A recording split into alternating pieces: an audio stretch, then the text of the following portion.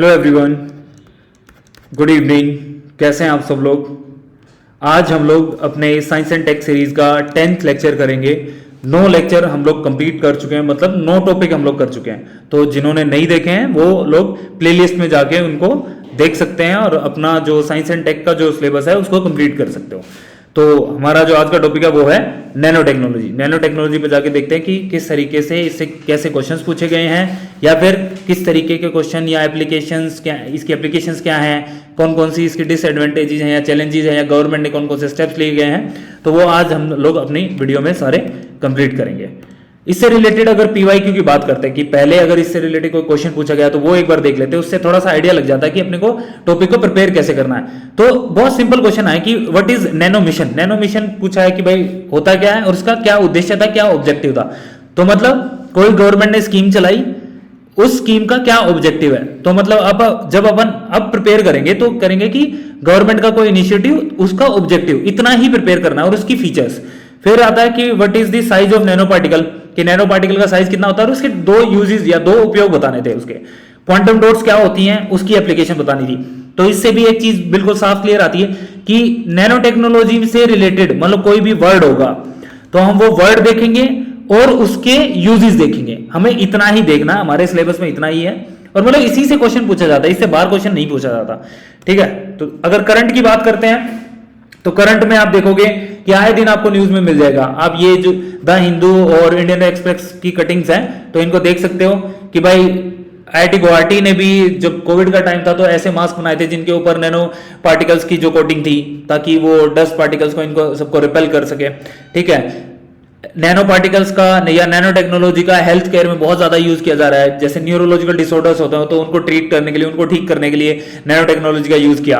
Okay, तो इस तरीके की न्यूज आपको करंट अफेयर्स में मिल जाएगी। ओके, तो हम लोग बात करते हैं पहले नैनो साइंस क्या होता है भाई, है ना। सबसे बेसिक चीज है नैनो साइंस में और नैनो टेक्नोलॉजी में, दोनों में डिफरेंस आ जाता है कि नैनो साइंस बेसिकली ये वो साइंस है जो स्टडी करती है स्ट्रक्चर और मटेरियल्स का किस लेवल पे जाके, नैनो लेवल पे। और नैनो की अगर जब हम लोग बात करते हैं तो वो 10⁻⁻⁹ मीटर, इतना छोटे लेवल पे जाके जब किसी मटेरियल की स्टडी करते हैं तो उसको बोलते हैं नैनो साइंस।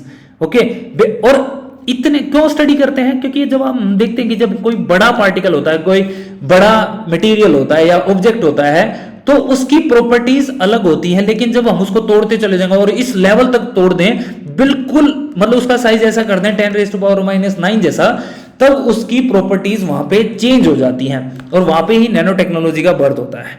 ओके, तो ये चीज हम लोग देखते हैं कि नैनो टेक्नोलॉजी बेसिकली होती क्या है। नैनो टेक्नोलॉजी की अगर बात करें तो ये एटॉमिक लेवल पे जाके जो मटेरियल्स हैं, जो स्ट्रक्चर्स हैं, उनकी स्टडी करता है। क्यों? क्योंकि वहां पे उनकी प्रॉपर्टीज क्या हो जाती हैं, चेंज हो जाती हैं। आप लोगों ने देखा होगा।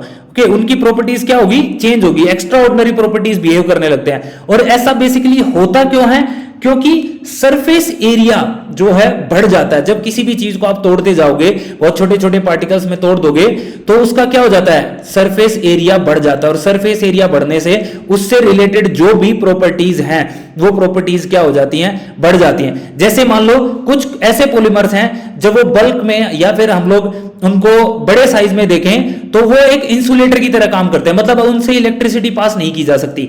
लेकिन जब वो नैनो पार्टिकल पे आ जाते हैं, बहुत छोटे छोटे पार्टिकल्स में उनको ब्रेक कर दिया जाता है, तब वो एक सेमीकंडक्टर की तरह बिहेव करते हैं। मतलब उनमें उनका सरफेस एरिया चेंज करने से क्या हो गया, उनकी प्रॉपर्टीज में डिफरेंस आ गया। तो यहां पे मतलब नैनो स्केल पे जाके जब हम स्ट्रक्चर, ऑब्जेक्ट्स, इनकी स्टडी करते हैं तो उसको नैनो टेक्नोलॉजी कहते हैं और उनकी प्रॉपर्टीज का हम लोग यूज करते हैं अपनी प्रैक्टिकल एप्लीकेशंस में। अगर नैनो टेक्नोलॉजी की बात करते हैं, मतलब ये फिर से एक बार रिवाइज कर लेते हैं। नैनो साइंस बेसिकली क्या हुआ, study of nano materials and their properties. लेकिन उन प्रॉपर्टीज का और उन नैनो मटेरियल्स का यूज करके हम लोग नई नई चीजें बना रहे हैं, तो वो क्या है, उस टेक्नोलॉजी का यूज कर रहे हैं प्रैक्टिकल एप्लीकेशंस में, मतलब नई नई चीजें बनाने के लिए अपनी लाइफ में इंप्लीमेंट कर रहे हैं। और अगर रही बात की father of modern nano technology किन्हें कहा जाता है, वो रिचर्ड फेनमैन थे, जिन्हें फादर ऑफ नैनो टेक्नोलॉजी के नाम से जाना जाता है। ठीक है, तो ये बेसिक चीज है, ये आप अपने मतलब कहीं भी लिख सकते हो, फैक्चुअल चीज है। जब नैनो टेक्नोलॉजी के बारे में पूछा जाएगा तब आप लिख सकते हो इसको।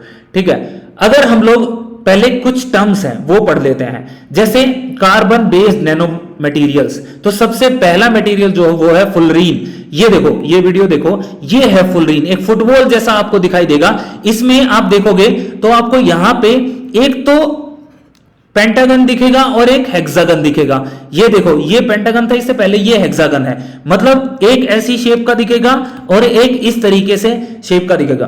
तो इसमें 60 कार्बन से जब 60 कार्बन को जोड़ दिया गया इस शेप में, तब ये बना, इसको बोलते हैं फुलरीन। और ये एक बहुत स्ट्रॉन्ग मटेरियल बनाता है। इससे क्या होता है कि ये बहुत कंबाइंड होते हैं, एक दूसरे से जुड़े होते हैं, और इससे इसकी स्ट्रेंथ क्या होती है, बहुत स्ट्रॉन्ग मटेरियल बनता है। ओके, इससे बेसिकली आप देखोगे कि हम लोग इनको सोलर पैनल्स में यूज करते हैं, और ये यूज की जाती है। ये क्या है, इलेक्ट्रॉन एक्सेप्टर, मतलब इलेक्ट्रिसिटी को बहुत स्ट्रांगली, मतलब बहुत फास्ट पास करता है। तो इसको सोलर पैनल्स में या सोलर सेल्स में इनको यूज किया जाता है। तो ये फुलरीन होता है। आप इस चीज को ध्यान रखना, डायग्राम से आपको चीजें समझ भी आ रही होगी कि हाँ की एक फुटबॉल जैसी एक बॉल होती है। ओके, इसको बोलते हैं फुलरीन। फिर आता है ग्राफीन। आपसे क्वेश्चन में, जैसे क्वेश्चन में पहले क्या पूछा था, क्वांटम डॉट पूछा हुआ ना, तो हो सकता है इस बार फुलरीन पूछ ले और फुलरीन की प्रॉपर्टीज पूछ ले। ऐसे ही आपसे यहां पे ग्राफीन के बारे में भी पूछ सकता है कि ग्राफीन क्या होती है। ओके, तो यहां पे आप देखोगे कि ग्राफीन क्या है कि एक शीट है, मतलब जैसे एक पेज होता है ना, ये कार्बन्स को इस तरीके से जोड़ दिया गया है कि जैसे एक पेज बना दिया होगा, एक शीट बना दी गई, जैसे टिन की एक शीट हो। देखिए जैसे फोटो में आपको दिख भी रहा होगा। ओके, यहां पे एक कार्बन को दूसरे कार्बन से जोड़ा जाता है, और ये कार्बन का क्या है, मतलब एलोट्रोफ है, और ये सिंगल लेयर है खाली। ये ध्यान रखना कि ग्राफीन जो है वो कार्बन की मतलब सिंगल लेयर होती है, और ग्रेफाइट जो हमारा पेंसिल में होता है ना, देखा जो काला सिक्का होता है वो ग्रेफाइट का ही होता है। ठीक है, इसमें जो कार्बन जो जुड़े होते हैं, एक कार्बन 3 कार्बन से जुड़ा होता है, एक कार्बन आपका 3 कार्बन से जुड़ा होता है। तो ये चीज ध्यान रखना। देखो ये इस तरीके की शीट है, ये आपको वीडियो में दिखाई भी दे रहा होगा, है ना, ये इस तरीके की शीट होती है। ये कार्बन, एक कार्बन कितनों से जुड़ा हुआ है, 3 से होता है। तो आपने केमिस्ट्री में पढ़ा होगा कि इसकी हाइब्रिडाइजेशन, तो इसकी हाइब्रिडाइजेशन क्या होती है, sp2 होती है। ओके, इसकी हाइब्रिडाइजेशन क्या होती है, sp2। ठीक है, इसके कारण ये, इस ग्राफीन की अगर प्रॉपर्टीज आपसे पूछे तो ये गुड कंडक्टर है इलेक्ट्रिसिटी का और हीट का, मतलब हीट को और इलेक्ट्रिसिटी को बहुत इजीली पास कर सकता है। और ये इतना स्ट्रॉन्ग है कि ये स्टील से 200 गुना मजबूत है। आप सोचो कि जो अपन लोग स्टील की जो चादर यूज करते हैं किसी भी चीज में, या गाड़ियों को बनाने में स्टील यूज किया जाता है, तो सोचो वहां पे ग्राफीन अगर यूज किया जाता है तो उसकी स्ट्रेंथ कितनी ज्यादा होगी। ओके, और ये ट्रांसपेरेंट भी होता है। क्या है, ये ट्रांसपेरेंट भी होता है। आप देखोगे कि इसके आर पार भी आप चीजें आराम से देख सकते हो। ठीक है, तो ये ग्राफीन की प्रॉपर्टीज हैं। ये आप एक बार फिर से इस वीडियो में देख लो कि हाँ ग्राफीन की एक चादर सी होती है। ठीक है, चलो आगे चलते हैं आप लोग। तो ग्राफीन के बारे में पूछा जा सकता है। फिर ऐसे ही कार्बन नैनोट्यूब्स के बारे में भी आपसे पूछा जा सकता है। ये कार्बन नैनोट्यूब्स होती हैं, देखो बेसिकली एक ट्यूब होती है, ग्रेफाइट की ही ट्यूब है ये। ग्रेफाइट को क्या कर दिया गया है, फोल्ड करते हैं। जैसे अपन लोग क्या करते हैं कि पेज को फोल्ड कर देते हैं ना, वैसे ही देखो ग्रेफाइट के, और ये मल्टी लेयर्स होते हैं। ऐसा नहीं, ये तो खाली एक जो लेयर है ये तो ग्रेफाइट है, लेकिन बहुत सारी लेयर है। देखो लेयर बाय लेयर चढ़ा दी गई है ऊपर, है ना। तो इसमें क्या होता है, कार्बन नैनोट्यूब्स बहुत स्ट्रॉन्ग बनाती है, स्ट्रॉन्गेस्ट मटेरियल बनता है। मतलब अगर देखें इनकी टेंसाइल स्ट्रेंथ बहुत ज्यादा होती है। और ये बेसिकली जब ये इतने स्ट्रॉन्ग है तो कहां पे यूज किया जाता है भाई, स्ट्रॉन्ग चीजों को बेसिकली किधर यूज किया जाता है, इनको आप देखोगे तो बुलेट प्रूफ जैकेट जो बनाई जाती है वहां यूज किया जाता है, या स्पेस में जो स्पेस क्राफ्ट बनाए जाते हैं, स्पेस सूट बनाए जाते हैं उनमें यूज किया जाता है, या डिटेक्टर्स में भी इनको यूज किया जाता है। तो इनकी एप्लीकेशंस को आप लोग आराम से देख लेना, जैसे डिटेक्शन सेंसर्स में, या ड्रग डिलीवरी में भी कार्बन नैनोट्यूब्स का, कि जैसे जो पेशेंट्स होते हैं एग्जैक्ट सेल पे जाके ड्रग को डिलीवर करना हो तो कार्बन नैनोट्यूब्स का इस्तेमाल किया जाता है। एक बार फिर से आप इस चीज को देख लो, ये होती है कार्बन नैनोट्यूब्स। देखो किससे बनी थी, मतलब ग्रेफाइट्स को जब लेयर ऑफ ग्रेफीन एक दूसरे के ऊपर एक एक लेयर चढ़ा दी जाए और उनको फोल्ड कर दिया जाए, किस फॉर्म में, सिलेंड्रिकल फॉर्म में। जैसे देखो ये गोल गोल है ना, सिलेंड्रिकल जैसी, तो ये इसको हम लोग क्या बोलते हैं, कार्बन नैनोट्यूब्स। और इनके कारण इनकी स्ट्रेंथ बहुत ज्यादा होती है, ये बहुत स्ट्रॉन्ग मटेरियल बनाती हैं। और ये अगर और चीजों से अगर हम लोग देखें तो ये मतलब कई गुना बेहतर तरीके से काम करती हैं, और अलग अलग यूज किए जा सकते हैं इनके, जैसे बुलेट प्रूफ जैकेट होगी, या फिर ड्रग डिलीवरी में इनका इस्तेमाल किया जा सकता है। चलो ऐसे ही क्वांटम डॉट्स, क्योंकि हमारे सिलेबस में दिया भी, मतलब पहले भी क्वेश्चन पूछा हुआ है, तो क्वांटम डॉट्स बेसिकली क्या होती है कि मैन मेड नैनो क्रिस्टल्स होते हैं। ये क्या है? Man made nano crystals. आप देखो ये छोटे छोटे क्रिस्टल, छोटे छोटे डॉट्स होते हैं आपके। ओके, ये क्या करते हैं? लाइट को एमिट करते हैं। आप देखो डिफरेंट डिफरेंट कलर की लाइट आपको दिख रही होगी यहाँ पे, ये लाइट एमिट करते हैं, आपको दिख जाएगी। देखो इस वीडियो में दिख रही होगा, ये क्या करते हैं? ब्लिंक करते हैं। और जब ये ब्लिंक करने की प्रॉपर्टी के कारण ही इनको सोलर सेल्स में, या फिर हम लोग बायोलॉजिकल लेबलिंग जो डिस्प्लेज होती हैं, या फिर लाइटिंग होती है, या मेडिकल इमेजिनिंग है, या सेमीकंडक्टर्स हो गए, इन सब में हम इनको इस्तेमाल करते हैं। तो क्वांटम डॉट्स बेसिकली क्या होती हैं? Man made crystals, nano crystals होते हैं। ये बहुत छोटे छोटे पार्टिकल्स होते हैं जिनको अलग अलग चीजों में, जैसे एलईडीज हो गया या फिर ये लाइटनिंग होगी, इन सब में इनको यूज किया जाता है। ओके, चलो अब आगे चलते हैं, हम लोग देखते हैं आगे कि टाइप्स ऑफ नैनो टेक्नोलॉजी। हो सकता है कि आपसे सीधा क्वेश्चन पूछ लिया जाए कि टाइप्स ऑफ नैनो टेक्नोलॉजी क्या होता है। तो इसमें यहां पे तो हम लोगों ने 4 तरीके की नैनो टेक्नोलॉजी लिखी हुई, लेकिन आप लोग सिर्फ इस पे ध्यान रखना, ये 2 इंपॉर्टेंट है। क्या? एक तो अवरोही और एक आरोही, मतलब टॉप टू बॉटम और बॉटम टू टॉप। अगर हम लोग टॉप टू बॉटम की बात करते हैं, मतलब टॉप से बॉटम तक जाना है, तो कोई एक बड़ा मटेरियल है, उसको हम इतना ब्रेक करते गए कि वो एक छोटे नैनो पार्टिकल में कन्वर्ट हो गया। तो ये है टॉप टू बॉटम अप्रोच। और ये टेक्निक जो है आसान होती है। इसको अलग अलग, जैसे मान लो एक जैसे नैनो पाउडर है, पाउडर में कन्वर्ट कर दिया किसी चीज को, तो नैनो पाउडर का एग्जांपल आप यहां पे दे सकते हो, टॉप टू बॉटम की बात करें। लेकिन बॉटम टू टॉप, मतलब बॉटम से टॉप पे जाना, मतलब नैनो पार्टिकल्स को कंबाइन करके एक बड़ा क्रिस्टल, एक बड़ा स्ट्रक्चर बनाना। ओके, और इस चीज का हम लोग यूज करते हैं नैनो रोबोट्स। जैसे जो नैनो रोबोट्स हैं, तो छोटे छोटे नैनो पार्टिकल्स को जोड़ के ही फिर क्या बनाया गया होगा? नैनो रोबोट्स बनाया गया होगा। ओके, तो ये इन्हीं पे 2 पे ही फोकस करना है, ये 2 ही याद करनी है अपने, मतलब इतना ही इंपॉर्टेंट है, बाकी इससे ज्यादा इंपॉर्टेंट है नहीं ये। ठीक है, आगे चलते हैं अब हम लोग। तो टाइप्स ऑफ नैनो टेक्नोलॉजी हम लोगों ने देख लिया। ओके, एक मिनट, हाँ ठीक है। फिर आ जाता है इसका एप्लीकेशन, जो कि इंपॉर्टेंट पार्ट है। अगर एप्लीकेशन की बात करते हैं हम लोग, तो एप्लीकेशन में देखो, इस वीडियो में देखो, ये ड्रग है, और ये ड्रग क्या कर रहा है? डिलीवरी की जा रही, मतलब सेल्स के पास इसको पहुंचाया जा रहा है। ओके, तो ये चीज अपने को, सॉरी एक मिनट, हाँ, तो एप्लीकेशंस की बात करते हैं, तो सबसे पहले हम लोग इसमें किस में बात करेंगे? हेल्थ केयर में बात करेंगे, या फिर हेल्थ एंड मेडिसिन में। तो सबसे पहले क्या है कि ये ड्रग डिलीवरी, कि जो सेल्स के पास है ना, एग्जैक्ट किस सेल में दिक्कत है, किस सेल में गड़बड़ है, वहां तक उस ड्रग को क्या किया जा सकता है?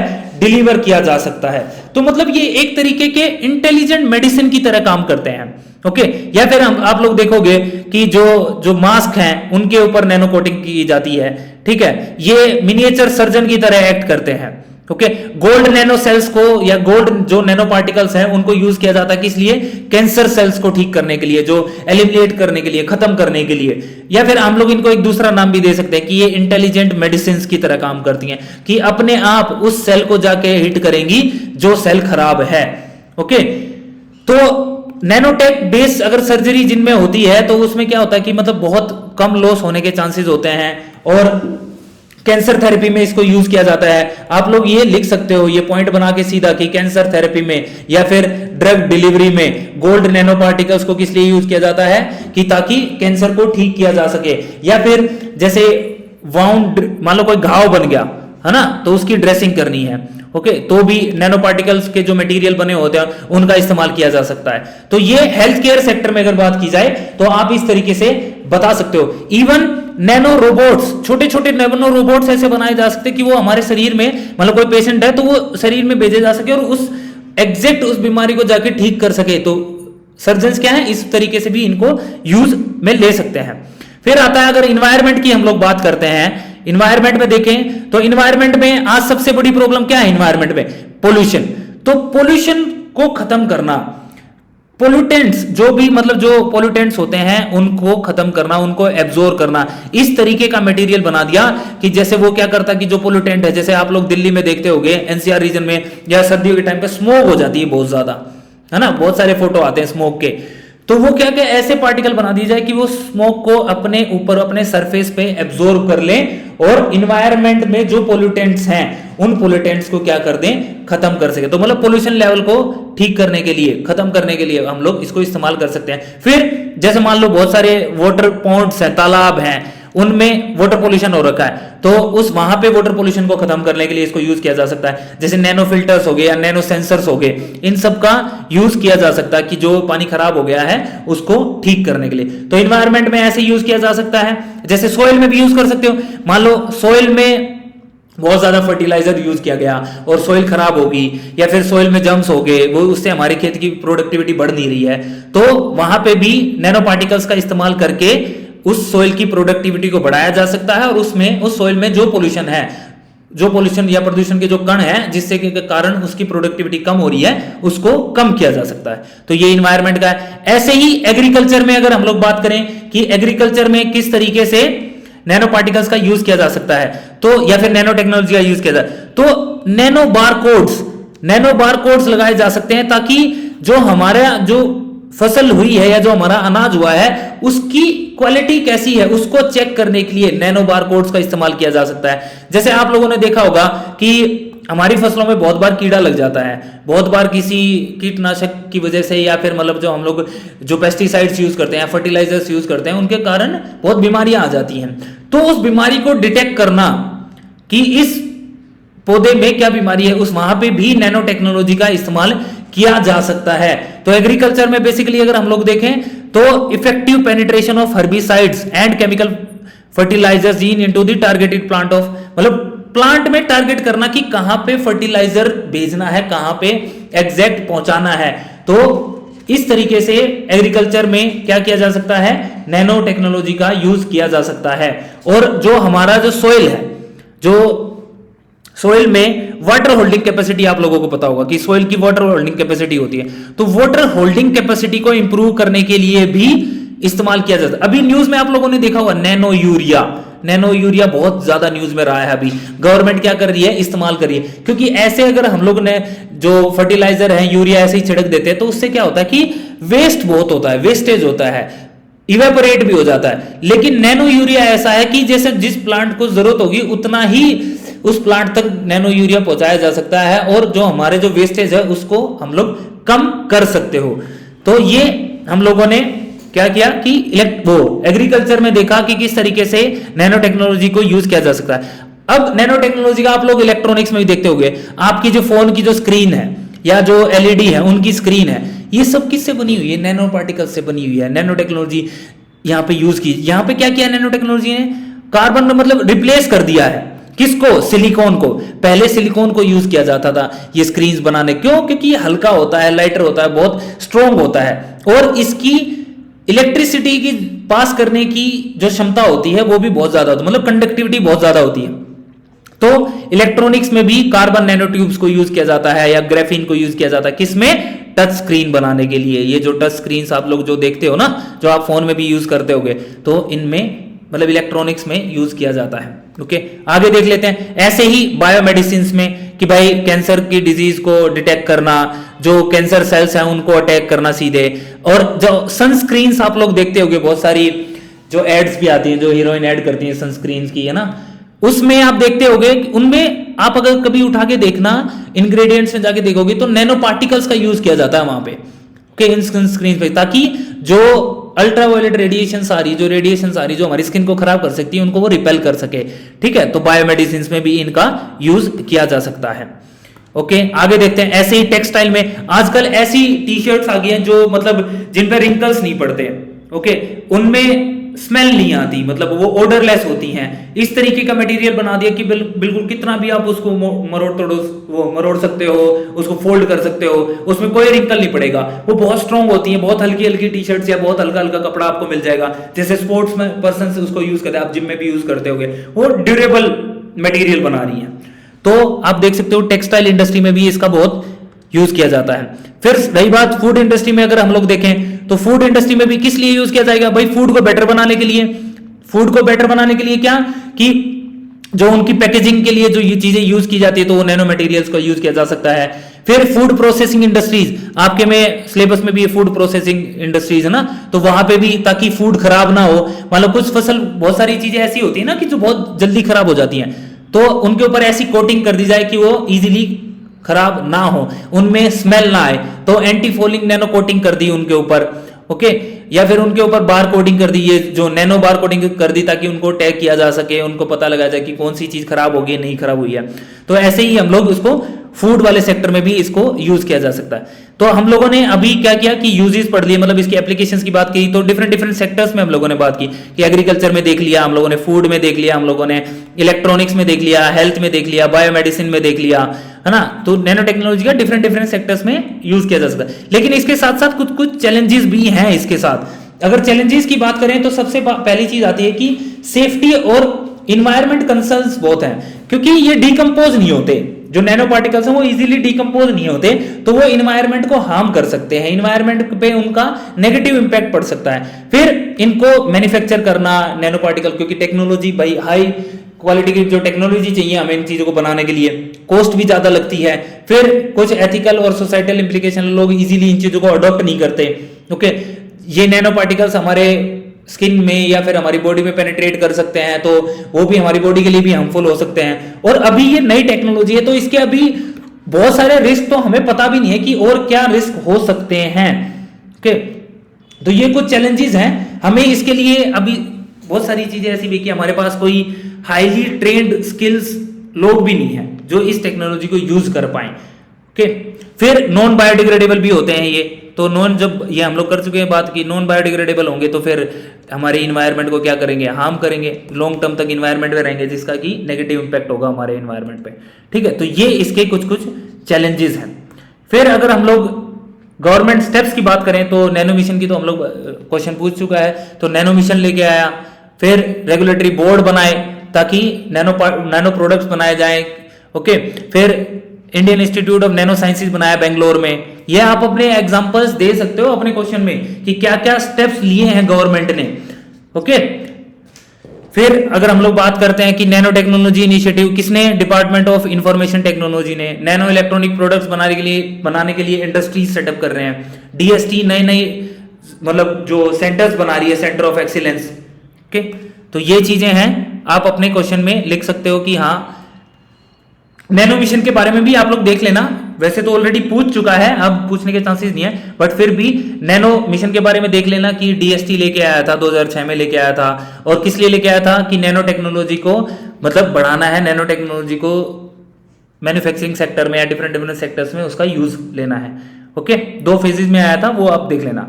तो ये हमारा नैनो टेक्नोलॉजी के ऊपर टॉपिक था, मतलब पूरा लेक्चर था। इससे रिलेटेड प्रैक्टिस क्वेश्चंस की अगर हम लोग बात करें तो आज 4 क्वेश्चंस हैं, सिंपल सिंपल है, छोटे क्वेश्चन है, आपको ज्यादा नहीं लिखना है, एक क्वेश्चन बड़ा क्वेश्चन है।